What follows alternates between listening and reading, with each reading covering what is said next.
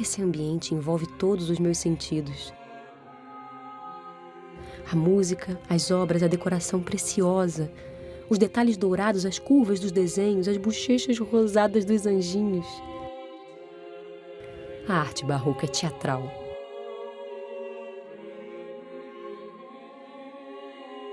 Das mãos dos mestres portugueses, de filhos de imigrantes europeus e das gerações de descendentes nascidos no Brasil, surge essa mistura de influências e tendências artísticas que faz a riqueza do barroco brasileiro.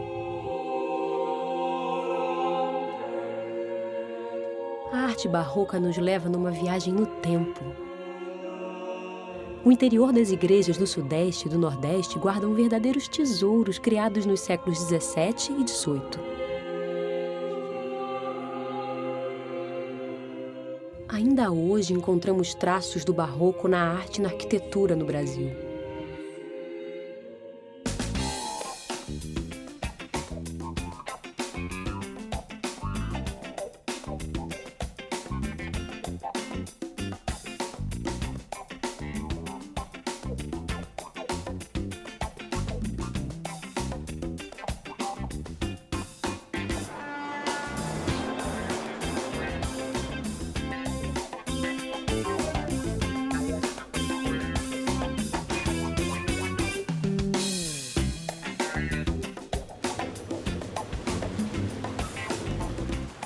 As curvas dos prédios e espaços desenhados pelo arquiteto Oscar Niemeyer também trazem herança do barroco brasileiro.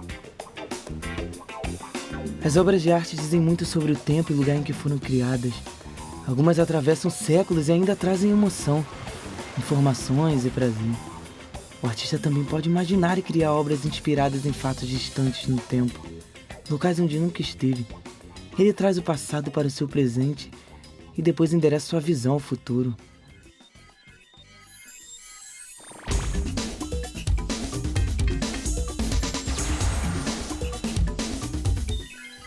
E quando se chegou ao Evangelho, ao nos erguermos todos em pé com as mãos levantadas, eles se levantaram conosco e alçaram as mãos, estando assim até se chegar ao fim, e então tornaram a assentar-se como nós.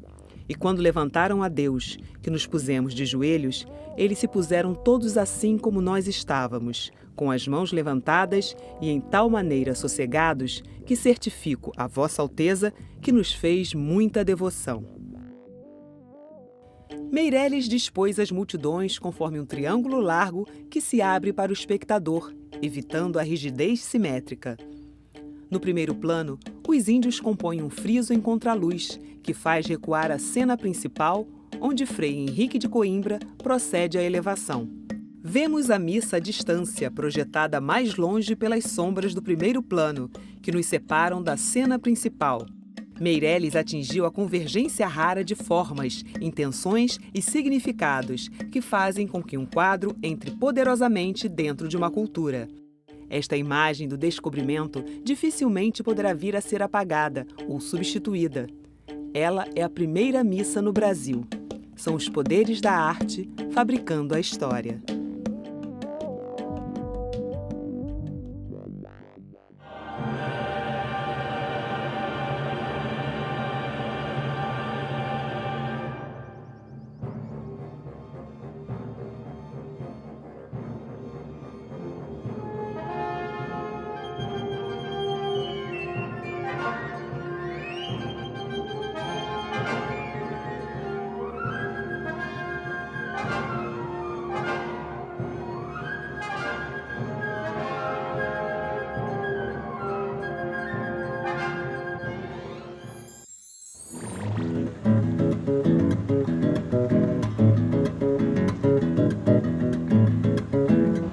Cada um tem seu gosto, seu olhar pessoal formado pelo tempo em que vive, o lugar, as escolhas e diferenças entre cada um.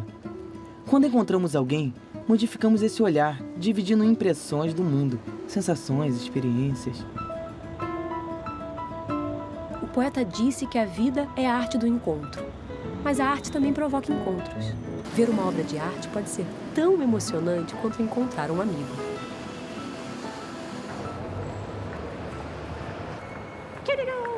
Oi.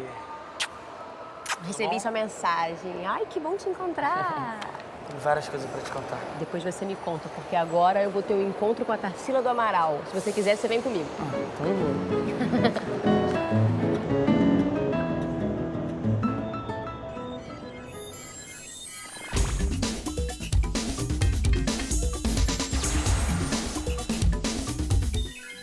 O escritor Mário de Andrade vai à feira em frente ao ateliê da pintora Tarsila do Amaral. Compra todas as margaridas dos floristas e manda entregar a ela. Chegam ao ateliê mais de 20 buquês.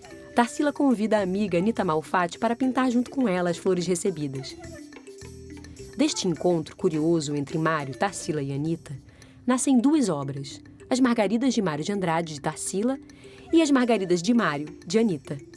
Os olhares simultâneos sobre o mesmo objeto lançados pelas duas pintoras criam duas visões artísticas pessoais, mas muito diferentes entre si.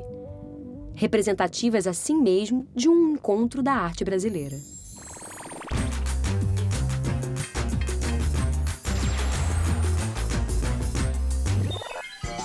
O Centro Cultural Banco do Brasil fica instalado na antiga sede do banco, no centro do Rio. O prédio histórico, de linhas neoclássicas, data de 1880.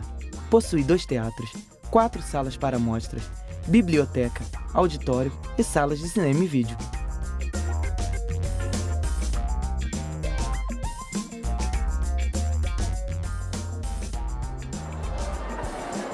Então, chegamos. Essa exposição é a exposição do percurso afetivo da Tarsila do Amaral e esse é o primeiro quadro que eu estou levando vocês. Que impressão é essa que vocês têm da Tarsila? Tem uma coisa bem brasileira, né? Tem alguma referência com o nosso cenário brasileiro nessa obra? Pelas cores, né? Tem um verde, tem um amarelo, azul. Na hora eu penso na bandeira. Felipe, qual a importância dessa exposição toda aqui no Rio de Janeiro para nós cariocas e para as outras pessoas? Primeiro, com uma exposição que reúne uma grande quantidade de obras da Tarsila do Amaral. São quase que 90 obras expostas nessa exposição. E são obras que conversam com diversas possibilidades de estudo da Tarsila, desde das primeiras obras que ela começava a fletar com a pintura acadêmica, até quando ela começa a se deter em pontos, em vanguardas europeias, como o cubismo, como o primitivismo. Aqui a gente vê a representação dela de um Rio de Janeiro idealizado, visto pela Tarsila, assim como a gente também vê a questão de São Paulo, que eram duas grandes cidades na época que estavam com grande destaque por conta do movimento modernista.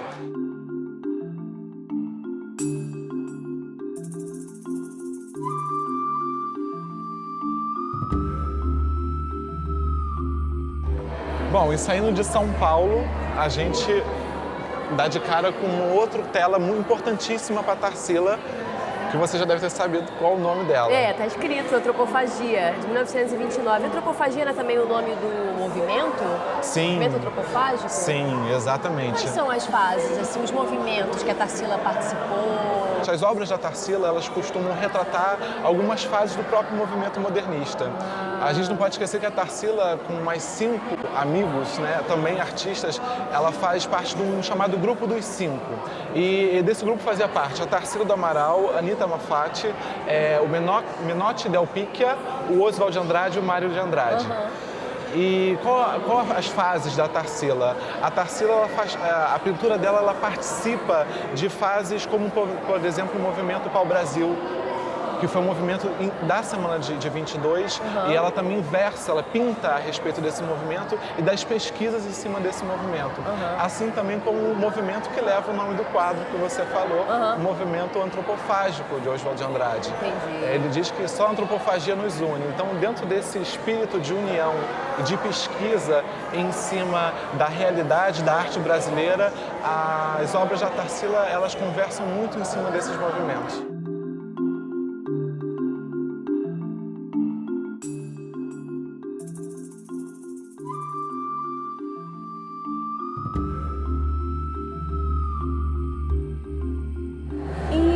Título da exposição, Percurso Afetivo.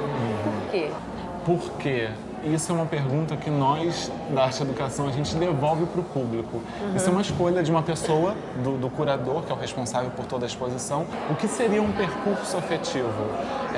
não só para a Tarsila, mas para a gente que está aqui dentro da galeria trabalhando e para os visitantes, a gente constrói afetividades, a gente capta essas afetividades do mundo, não só através de pessoas, mas através de obras, de movimentos, de música, por exemplo. É um repertório que a gente constrói.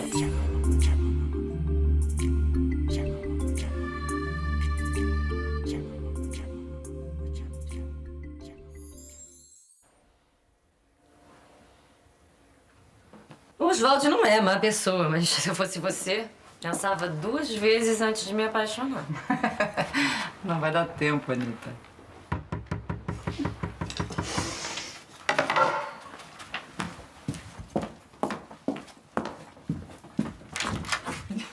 Obrigada, hein? Mas como é gentil, como é delicado esse Mário. Bastou dizer a ele que as margaridas eram as minhas flores prediletas para ele encher meu ateliê com elas, olha.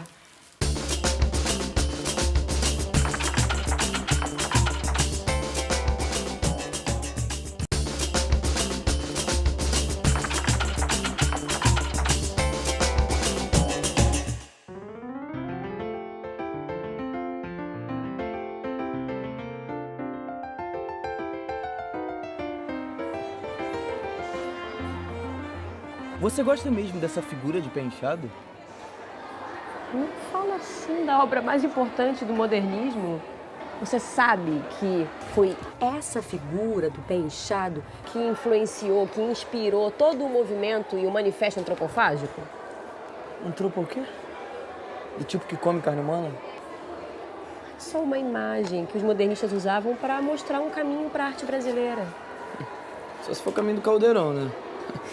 Tenso. Eles queriam sim devorar, mas eles queriam devorar as influências europeias que chegavam até aqui, chegavam até nossa arte, para fazer uma arte realmente brasileira. Moderna, mais original do Brasil. Daí a importância do Abapuru. E a importância das obras modernistas, como a gente acabou de ver agora, da Tarsila. Sabe que eu li que essa figura modernista foi comprada por $1,5 milhão? E por acaso, você nessa sua leitura aí, também viu a importância que o movimento antropofágico tem para a arte brasileira? Ah, disso eu sei.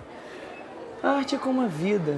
Vem em ondas, como mar. Indo e vindo infinito. Ah, cantor!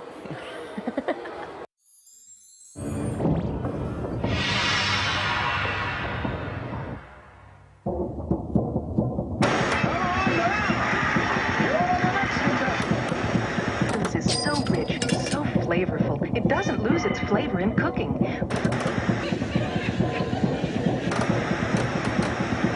May not be Mr. Right, but he is certainly Mr. Smooth.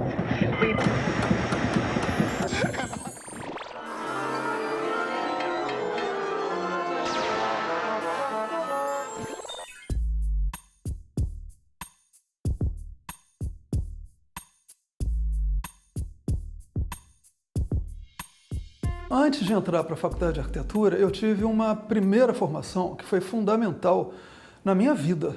Eu não coloco em termos de carreira, eu coloco em termos de vida, né? A carreira está dentro desse sistema que a gente chama de vida. E a arte está bem inventada dentro desse sistema, né? Que foi o contato com um grande artista brasileiro, denominado, né, pela crítica e pela história da arte brasileira, neoconcreto.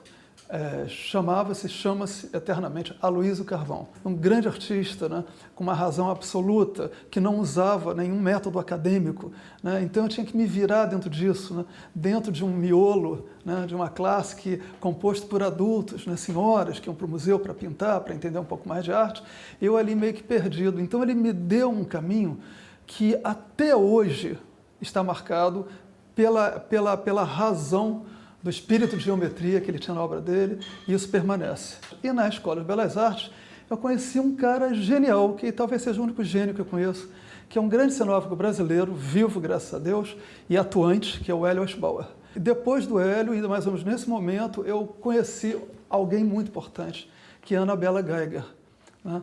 Juntamente com Frederico Moraes, também criaram outros nortes para a minha educação artística. O meu trabalho ele é muito diverso. Eu nunca fui apenas um desenhista. Eu sempre usei os meios que eu necessitei para poder expressar a minha criação, para poder fazer o meu trabalho e para poder produzir as imagens.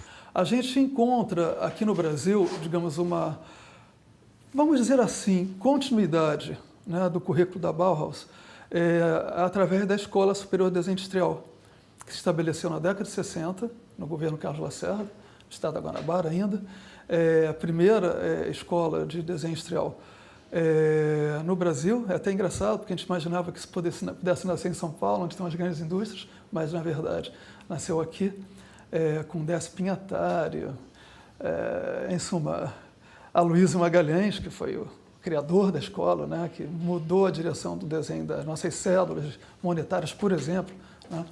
E todos os grandes designers que ainda se formam por lá estão aí ativos no mercado, com trabalho expressivo não só no Rio, mas também no Brasil e fora do Brasil. O que eu faço em sala de aula com os meus alunos é uma extensão do trabalho que eu realizo no meu ateliê como artista. O que eu levo para eles é a minha verdade, é o meu ouro. Eu não tenho nenhum problema em relação a entregar o ouro de bandeja. Eles vão fazer aquilo que eles quiserem, inclusive gerar mais ouro. Quer dizer, eu estou dizendo dinheiro, né? Como artistas ou como designers, né? Se colocando dentro do mercado. Eu sou feliz porque eu faço uma coisa que eu amo. A arte, se ela é boa ou não, a história vai julgar, os críticos vão julgar, os meus colegas e a sociedade. Agora, o que eu tenho percebido ao longo desses 40 anos de produção é um julgamento muito positivo, muitas vezes ingênuo, muitas vezes ignorante, isso faz parte da vida, e muitas vezes brilhante. E eu aprendo com todos esses julgamentos.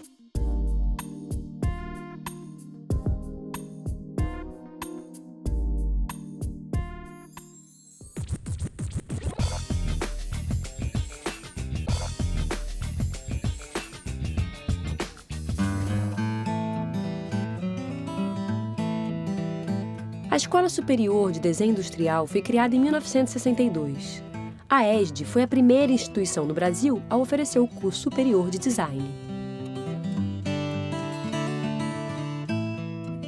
O design ou desenho industrial projeta os objetos com os quais lidamos no cotidiano, além de planejar ambientes e espaços.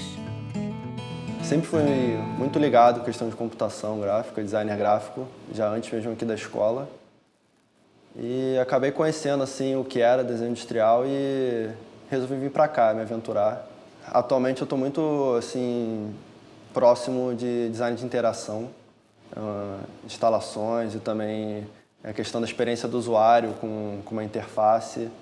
É uma coisa assim que está me atraindo muito e que eu estou estudando agora.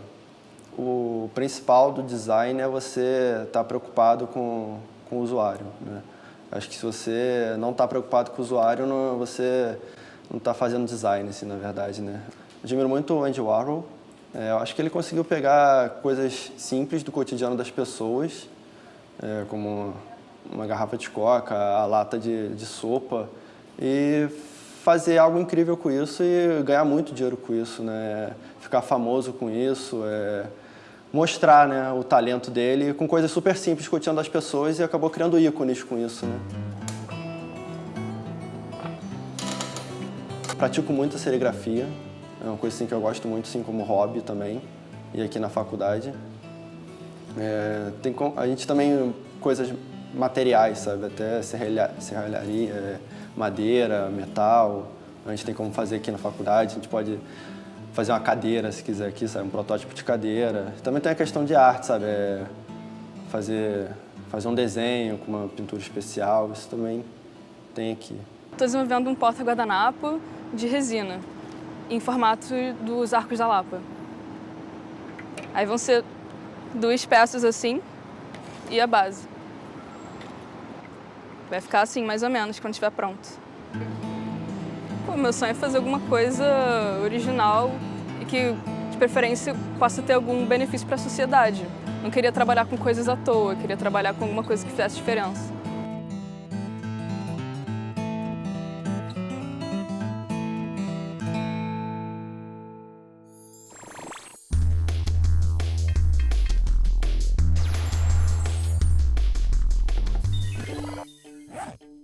$1.500. O italiano Sandro Botticelli pinta a Natividade mística. A primeira missa no Brasil é celebrada pelos descobridores portugueses. A população da Terra é de 400 milhões de habitantes, 15 milhões distribuídos pelas Américas. 1800. Antônio Francisco Lisboa, o Aleijadinho, é contratado para esculpir os 12 profetas em Congonhas, Minas Gerais. Na Itália, o físico Alessandro Volta demonstra pela primeira vez a pilha elétrica ou bateria. A população mundial atinge 800 milhões de habitantes, o dobro do que havia em 1500. 1861. Vitor Meirelles pinta a primeira missa no Brasil. Em Londres começam a circular os primeiros bondes elétricos. Um projetor de filmes é patenteado nos Estados Unidos, o Kinematoscope. 1928. Tarsila do Amaral pinta o Abaporu para oferecer como presente de aniversário a seu marido, o escritor Oswald de Andrade. O inventor escocês John Bird apresenta a TV a cores. A aviadora Amélia Earhart é a primeira mulher a cruzar o Atlântico num avião. 1948. Exilado no Uruguai, Cândido Portinari pinta o painel A Primeira Missa no Brasil. A ONU adota a Declaração Universal dos Direitos Humanos. O Brasil conquista a primeira medalha olímpica no basquete durante os Jogos Olímpicos de Verão, em Londres.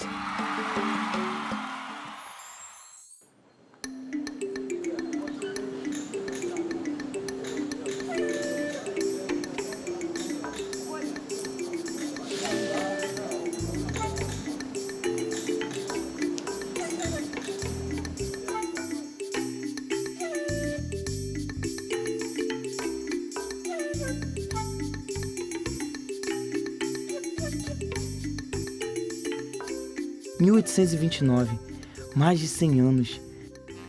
As casas antigas têm tanta história para contar. Só olhar para ela e você imagina outro tempo, outra vida, quase outro mundo.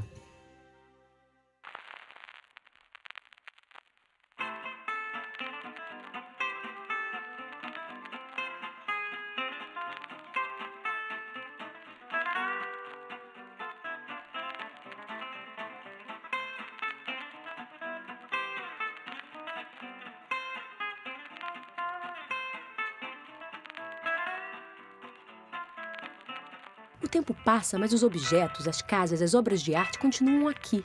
Elas mostram como era o gosto das pessoas dessa época, como elas viviam.